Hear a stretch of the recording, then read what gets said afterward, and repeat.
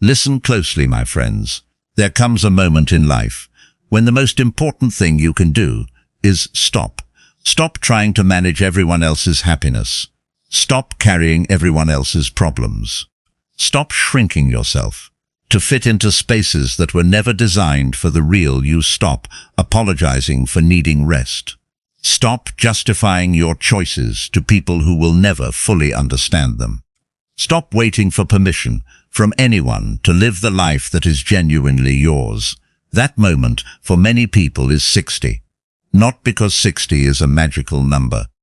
Because 60 is the point where the evidence is undeniable, where the years behind you are long enough to show you clearly which relationships were real and which were transactional, which worries were worth the energy and which stole years they were never worth stealing, which versions of yourself you performed for audiences who never fully appreciated them, and which version, the quiet, authentic, real one, was always the most alive. 60 is not the beginning of the end. 60 is the beginning of the truest version of the beginning, the chapter where, finally, you stop living for everyone else and start living for yourself, not selfishly, not coldly. Not by abandoning the people you love, by understanding, for the first time, that you cannot genuinely give to others what you have not first built in yourself. And the building, the real building, starts now. Marcus Aurelius spent decades giving everything to everyone, to the empire, to the wars, to the political demands, to the people who needed him, always, without pause, without end.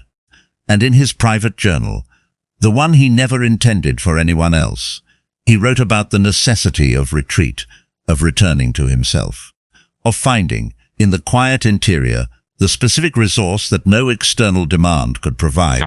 He wrote, "Retire into yourself as much as you can, not away from your responsibilities, not away from the people you love, into yourself, into the place where the real life lives." That retreat, that conscious returning to yourself, is not abandonment. It is the most important thing you can do for yourself and for everyone who genuinely loves you. Truth 1, your time is no longer unlimited, and that is not sad. It is clarifying. There is a specific gift that comes with age. Most people do not recognize it as a gift.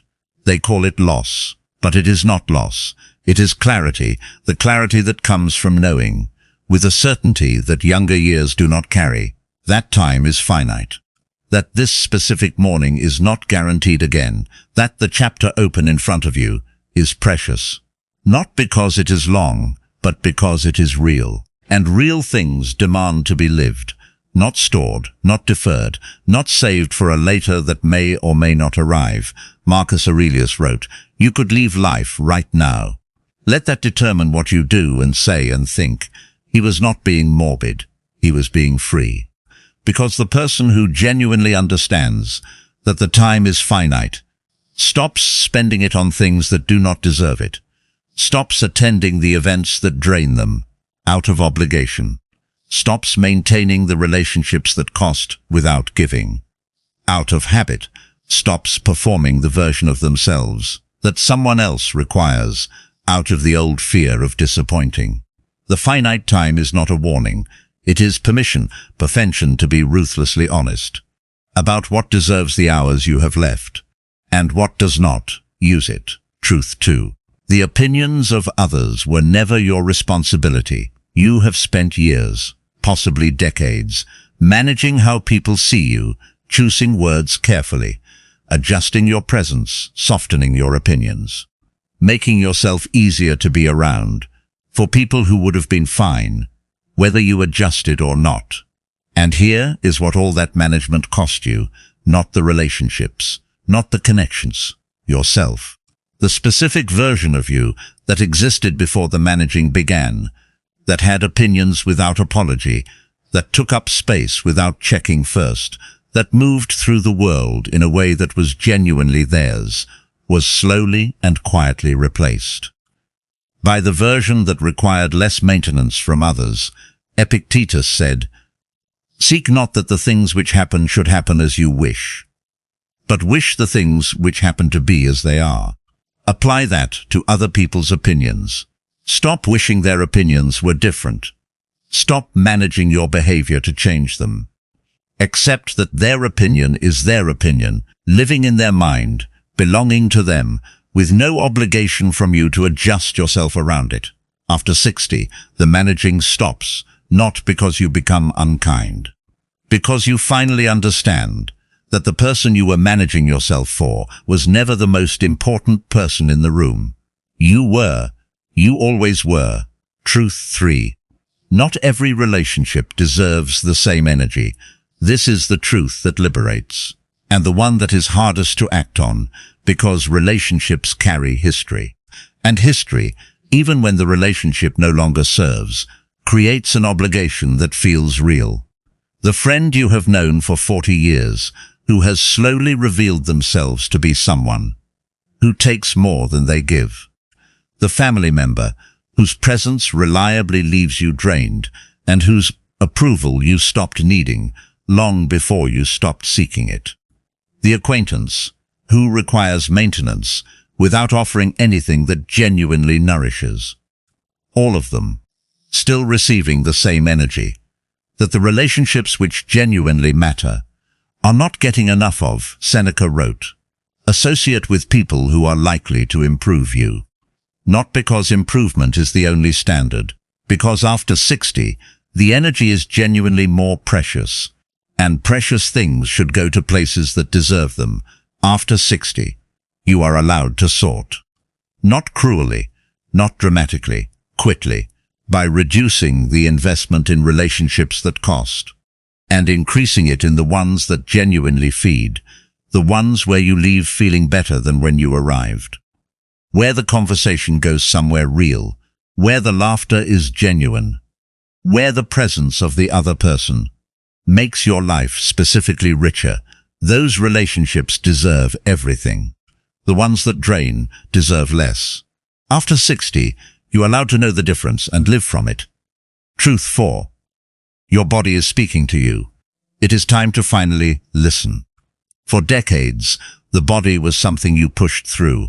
The tiredness that was inconvenient, the pain that was manageable, the signals that said slow down. Overridden by the demands that said keep going.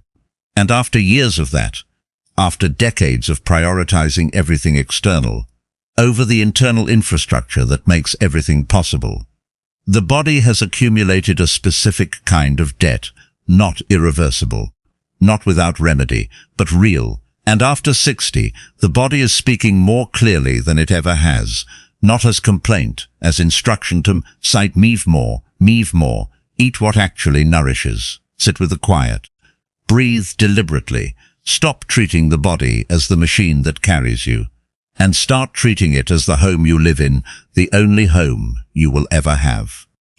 Marcus Aurelius believed completely in the connection between the body and the mind. He understood that the disciplined body, cared for with the same intentionality as the mind, was not a luxury, it was a foundation.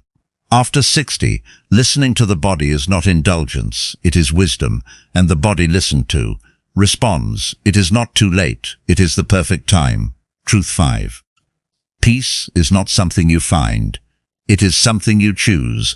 There are people who have been waiting their entire lives for peace, waiting for the right circumstances, for the situation to resolve, for the people around them to finally stop being difficult, stop being disappointing, stop generating the specific friction that has always prevented the peace from fully arriving. And the peace never arrives, because it was never in the circumstances, it was always in the choosing. Epictetus said, if you want peace, do less, or more accurately, do what is essential. What is essential belongs to you. It is yours. And the rest, the noise, the drama, the opinions, the difficult people, the situations you cannot change, can be released. Not because they do not exist. Because you are no longer investing your peace in them. After 60, the peace you have been waiting for is available right now, not in the resolved situation. In the decision made today to stop giving your peace away, to things that were never worth having it. Truth 6. Joy is found in the small things, always was. Think about the moments in your life that felt genuinely alive. The big celebrations are there. But if you look carefully, really carefully, the moments that held the most joy were often not the big ones. The ordinary Tuesday morning, the conversation that went somewhere unexpected, the meal that was simple and perfect, the laughter that arrived without warning, the specific quality of light at a particular time of day that you noticed just once and somehow never forgot, the small things which were never small, only looked small because the mind was always somewhere else, always on the bigger thing, the goal not yet reached, the problem not yet solved, the future not yet arrived, and the small genuine joys passed, unnoticed, unreceived. After 60, the practice of noticing the small things is not a consolation prize. It is the discovery, available now, in a way it never fully was before, that the life was always more beautiful than the distracted mind could see. Marcus Aurelius wrote, "Dwell on the beauty of life. Watch the stars and see yourself running with them. The beauty was always there. You simply have more time now to actually look." Truth 7. You are allowed to rest without guilt.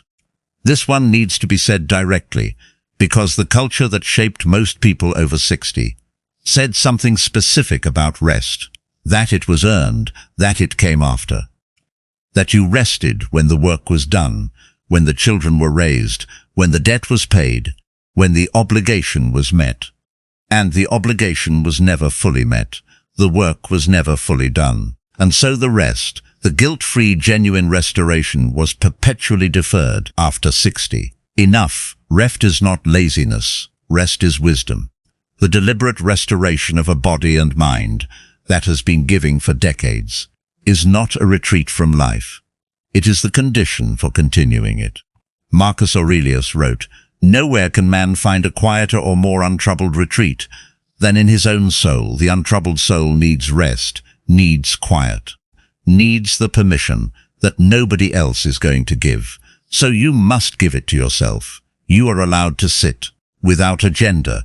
You are allowed to sleep without justification. You are allowed to say no to the thing that used to be automatic, without the guilt that used to follow. The rest is not a reward. It is a right. Claim it." Truth 8. This is not the end of your story. It is the best part. Everything before this chapter was preparation.